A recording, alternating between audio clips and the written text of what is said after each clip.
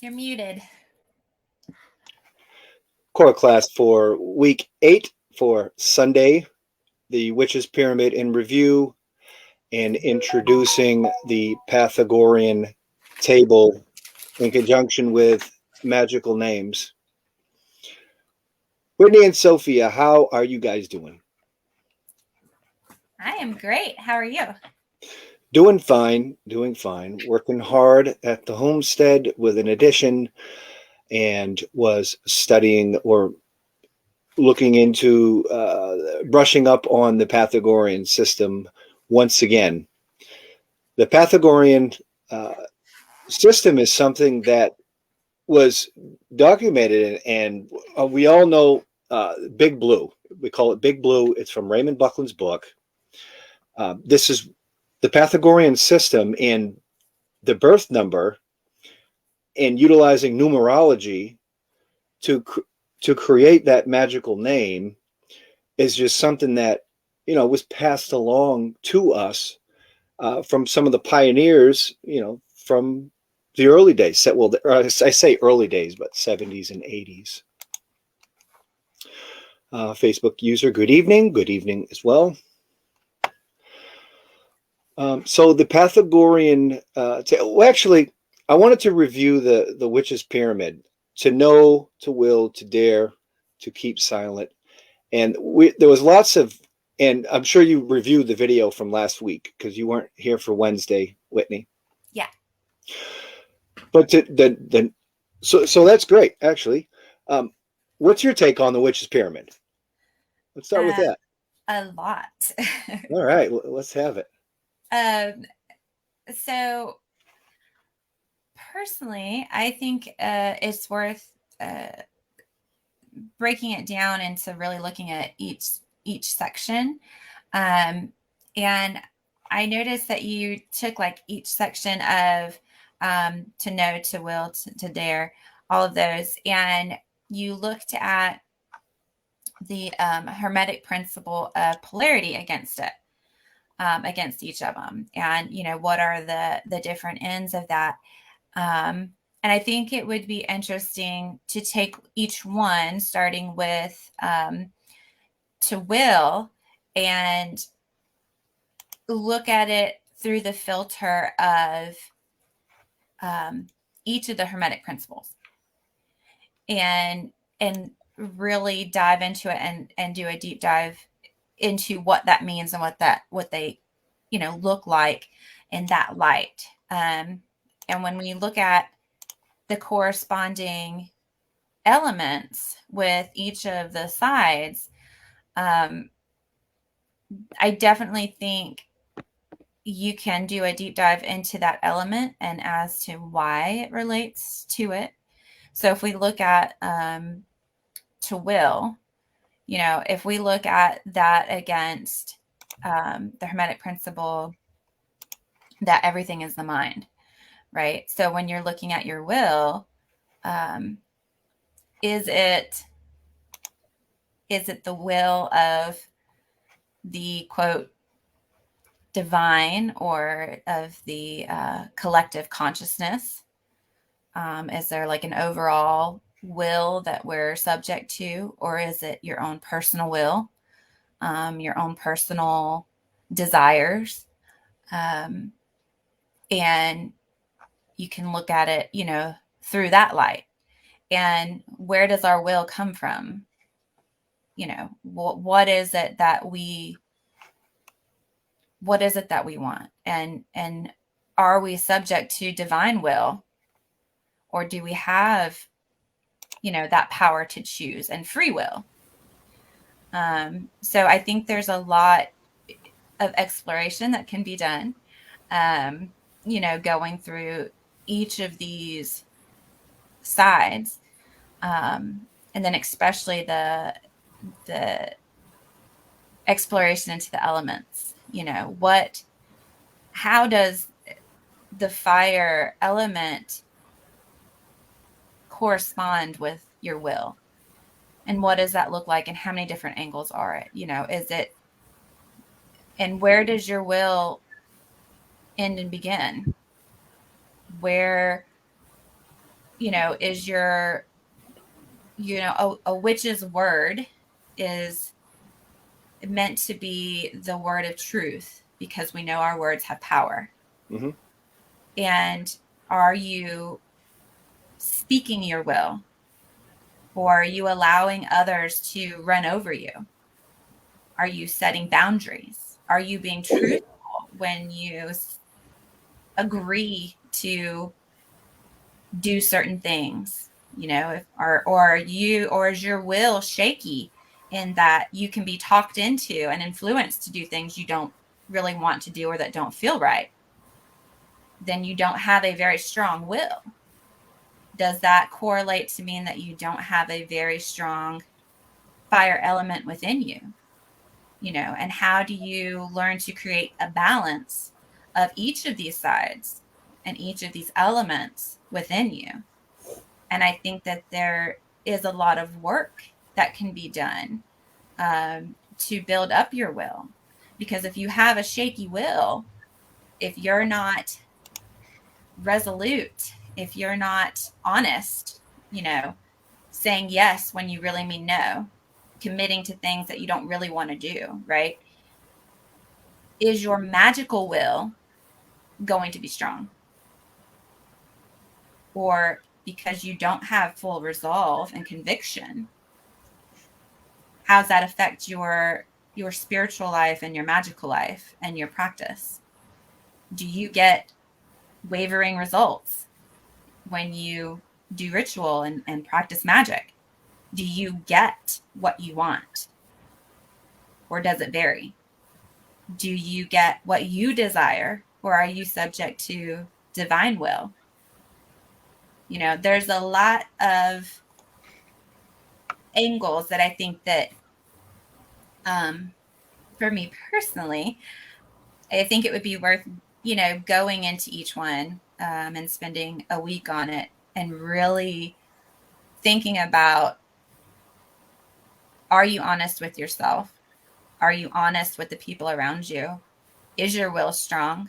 Do you need to practice your, building up your willpower and your strength? Because we know that corresponds, again, taking it through that filter of the Hermetic principles, where do you stand?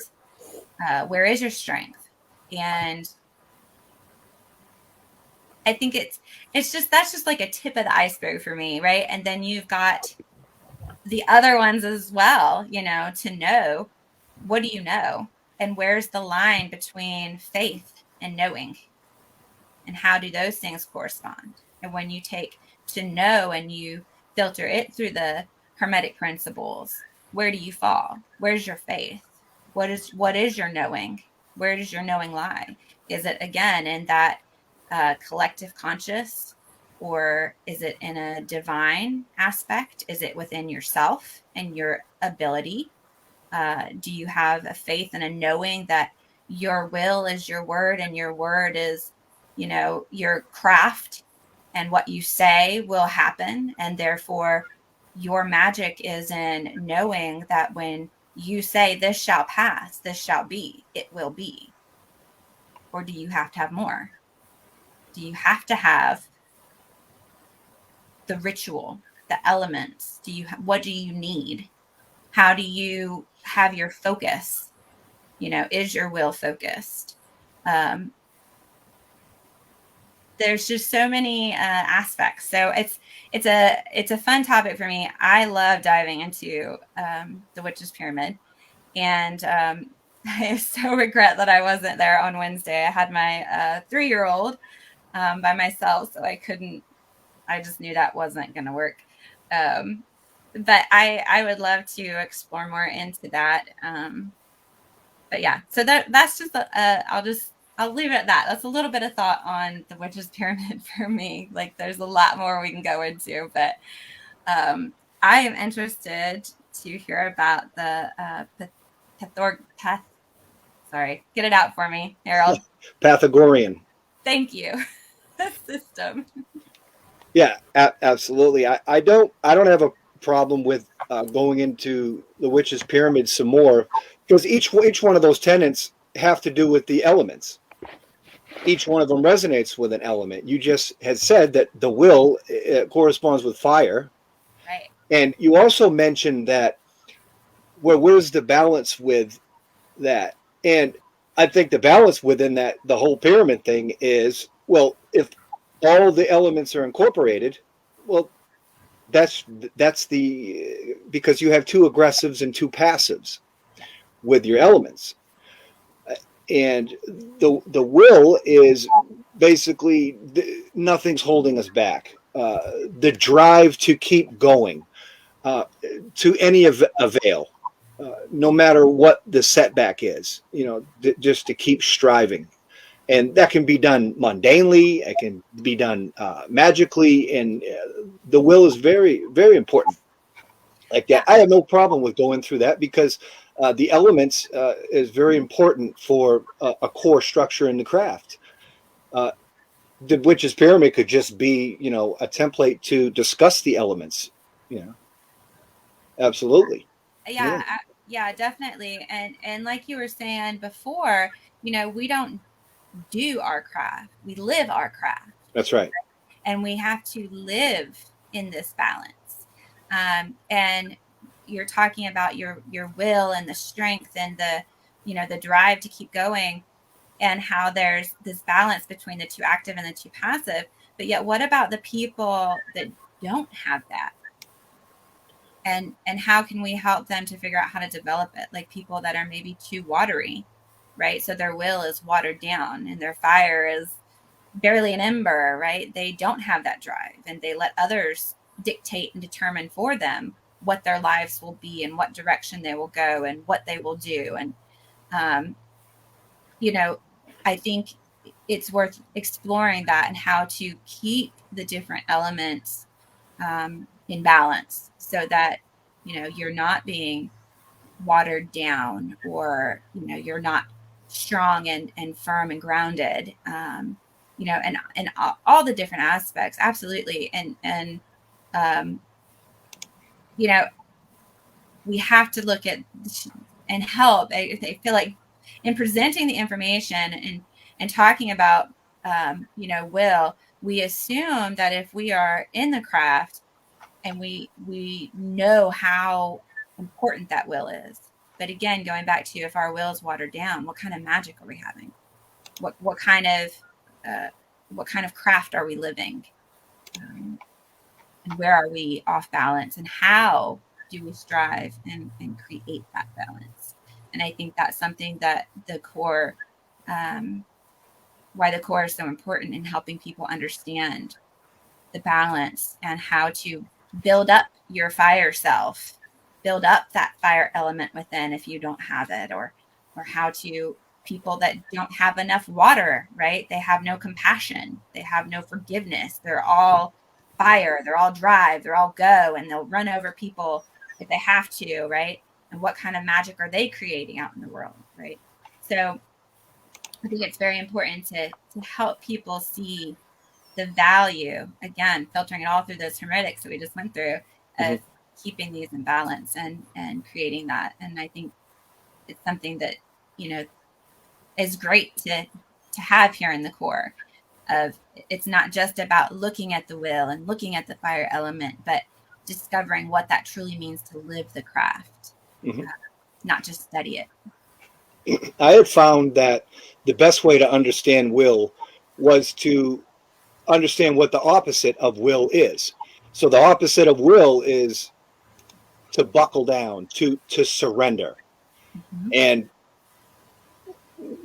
we're not surrendering. We're not buckling down. We're going to utilize that fire and burn right through any notion of surrendering. Right. And then how do you temper that? Go ahead. I'm sorry, Sam.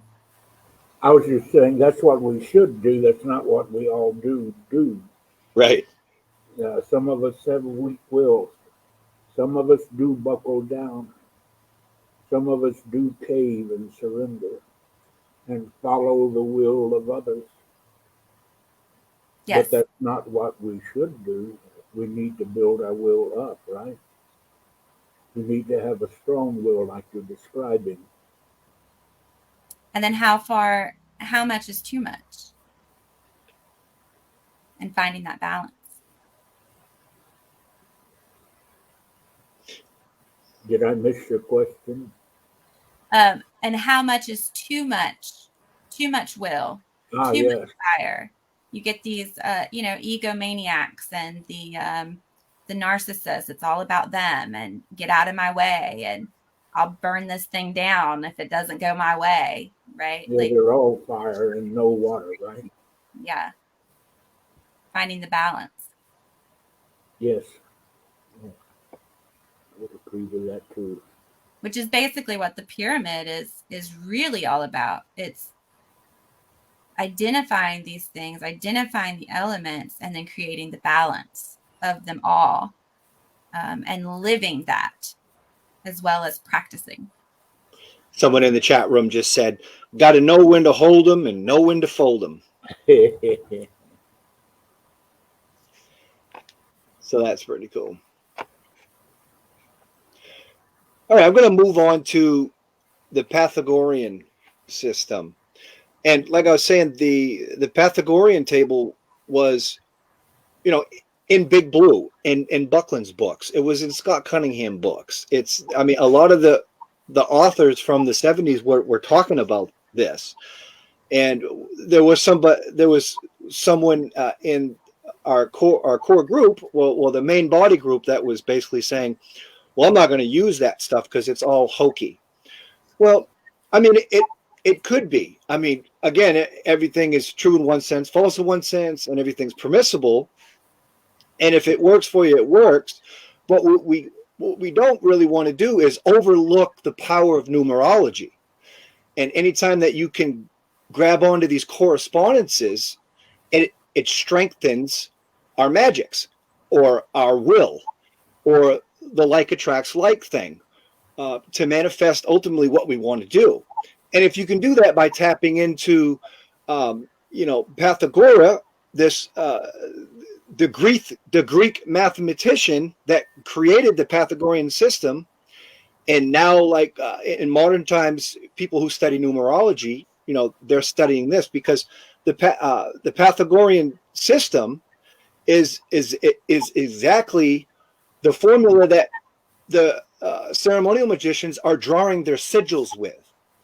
Your planetary sigils, which we'll get into a lot more in the class, in the months to come. But I wanted to talk about the creation of a magical name and why it's done. And from what I understand, or from what I believe, is there's two of them. There's a public name that's a magic name, like a handle or a nickname. And myself, Lone Wolf, that's like the public name. But there's also a magical name that you don't ever utter, that you never say, that you will never know. And that particular name is only uttered amongst the gods and goddesses in between the worlds and amongst your close knitted family in your groups. When you go between those worlds, then you'll hear that. And to get to that name, if you're going to use the power of numerology to create the name, well, first let's get to the Pythagorean table itself. And I'm going to put it up on screen here. And if you have a pen and paper, that would be great, because to utilize your magical name, you have to gather your birth number. And we're going to do our birth numbers right now if you haven't already. Sam, have you ever heard of the birth number? Yes, and as you're talking about this, I think I know what the Pythagorean table is now. I didn't know what it was before, but I think I remember this. I got it first from a book called The Black Arts by Richard Cavendish, which went into all the old things like numerology and such. So on our screen there is the Pythagorean table. And it originally corresponded with the Greeks in Greek. And at some point or another, it was translated into English, and now we have this.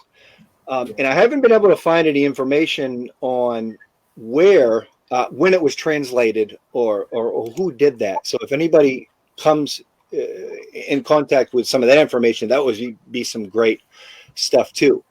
But this is nonetheless the system that the pioneers in the craft in the 60s and 70s were writing down in those earlier books, in the days where the books made sense and they weren't as watered down as they are now. It was also in Kabbalism, Kabbalism, how you pronounce that. Mm-hmm. There was a Jewish alphabet that was used in the table in that instance. Where we got that from? So Whitney, do you want to do your birth number with us? Sure. Yeah. Okay. So what's your birthday? It is December 19th, 1985. So what you're going to want to do is you're going to want to write down 12 for December, and then every number you write down. Okay. And then you want to add up all of those numbers together. Okay. And once you add up the numbers together, tell me what your number is.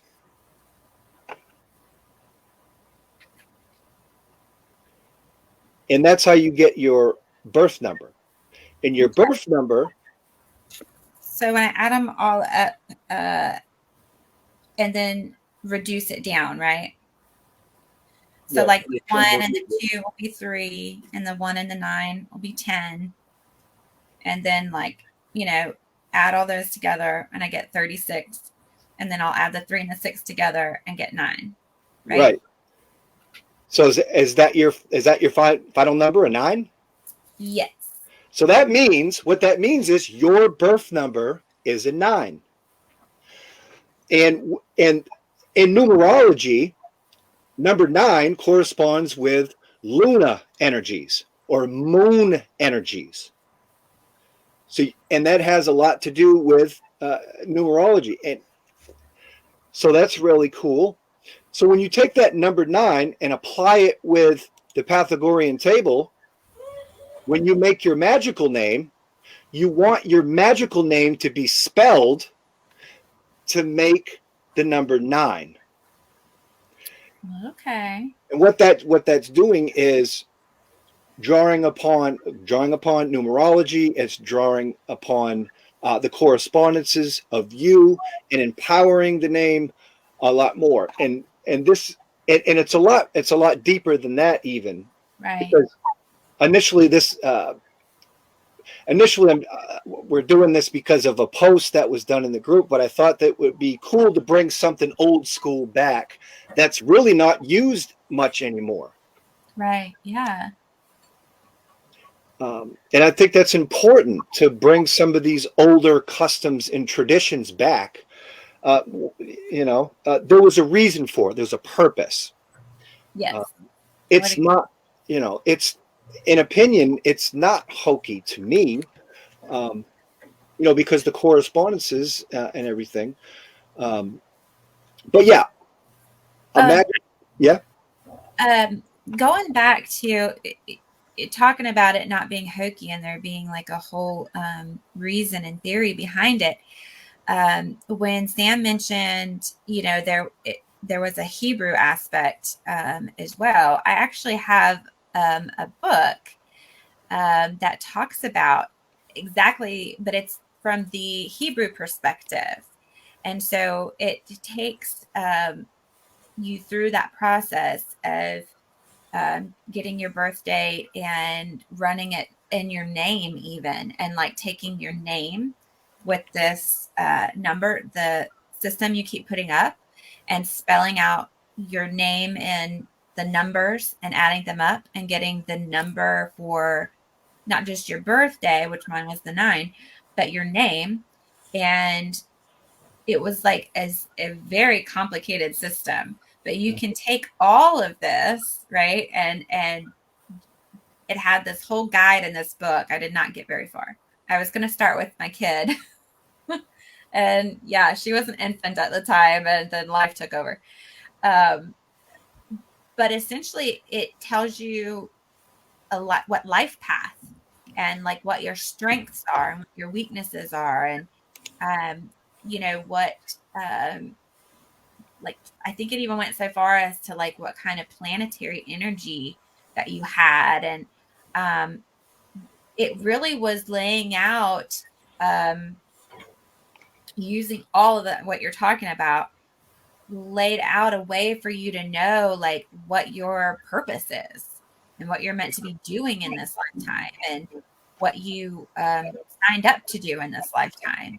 And it was very interesting, and it was like down to a science.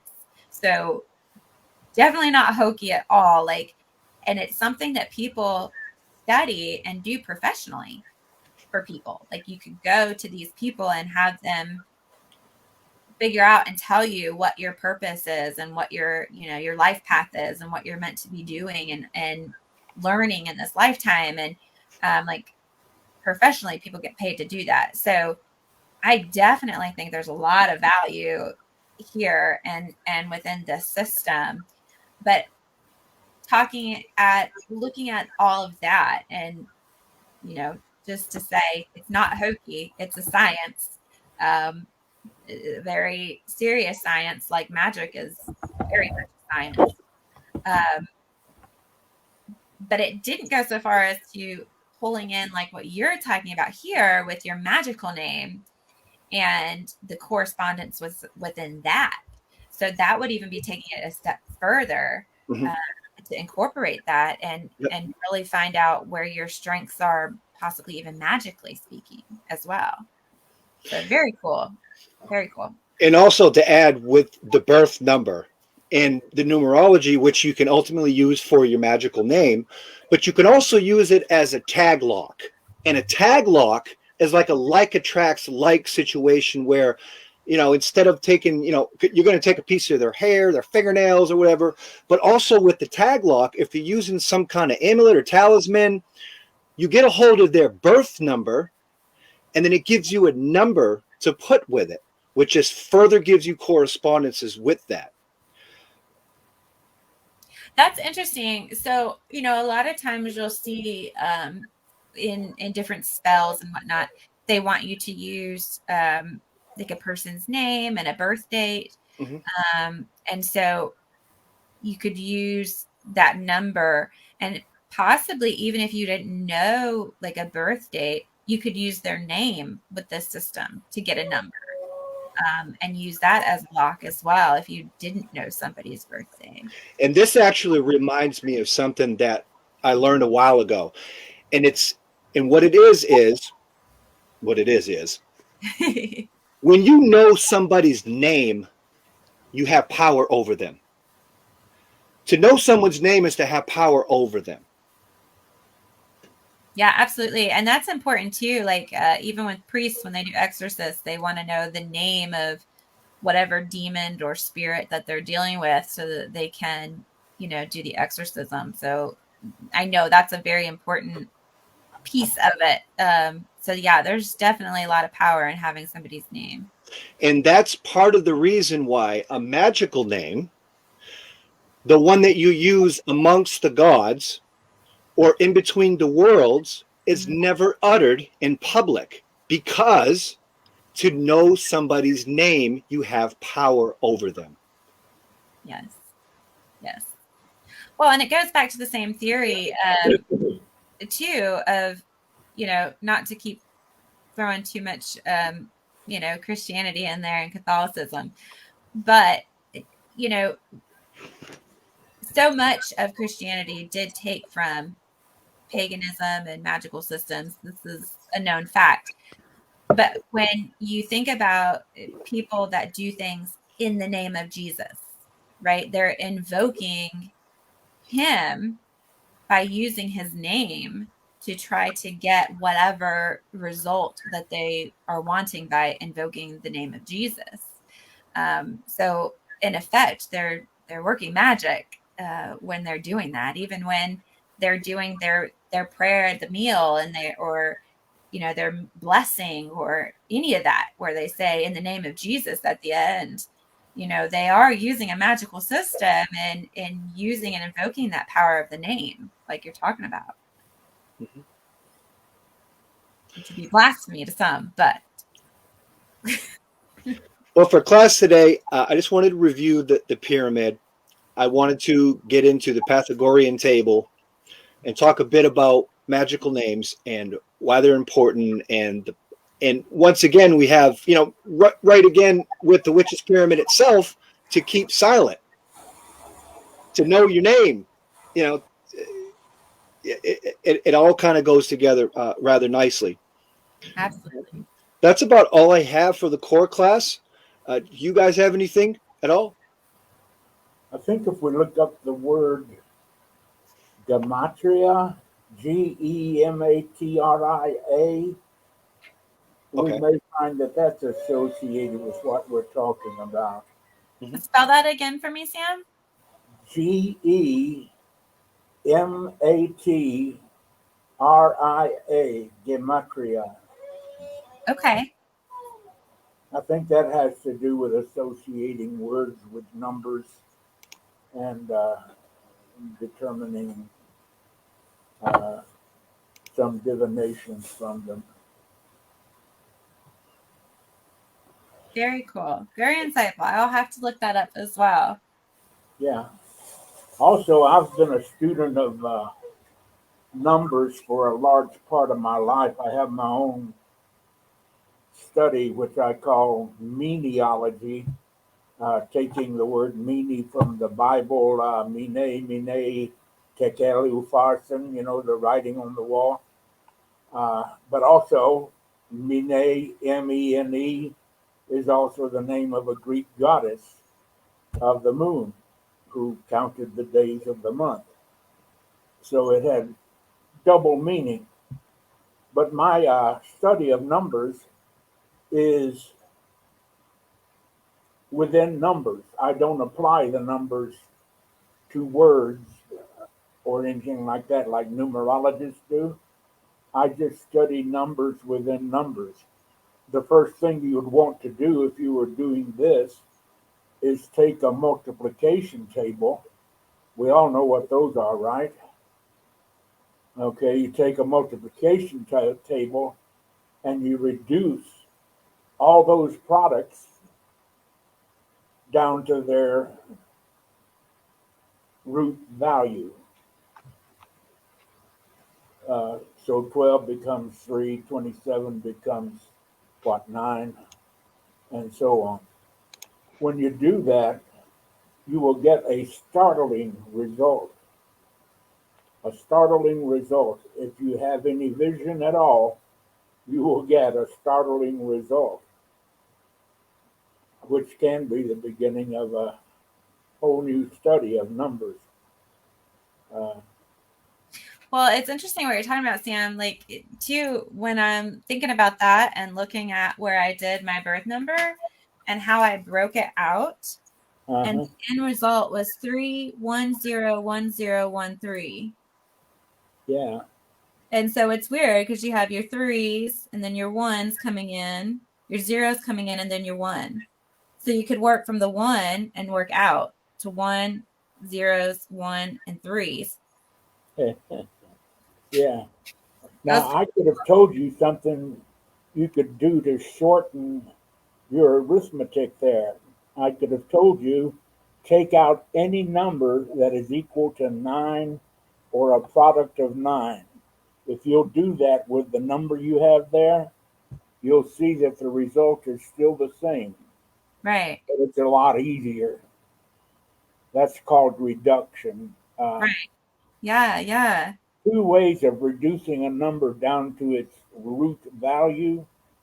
One is by adding all the numbers together again and again until you end up with one number.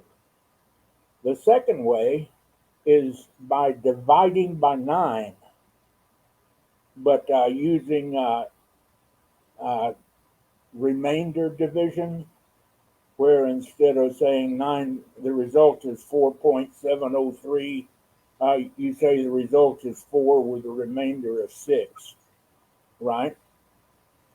Well, when you do that and you divide by 9 and you throw away the quotient and just keep the remainder, well, the remainder is the mean. The remainder is the root value. So either of those two ways works, and the process of reduction, which means you take out any number that is equal to 9 or 0 or any product of 9 or 0, Mm-hmm. you take those out of the number and then just work with what's left. Even if you're dividing, it still works. Huh. That's That's some fascinating. interesting things about numbers. Right.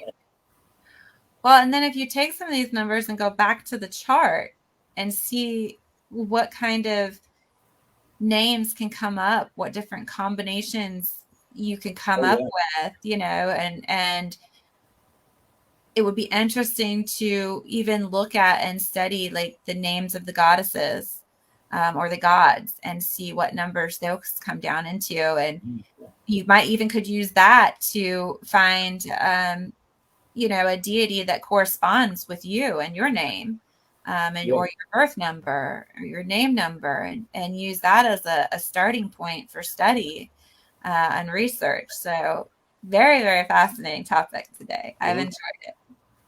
Sure is. That's a good one, Whitney.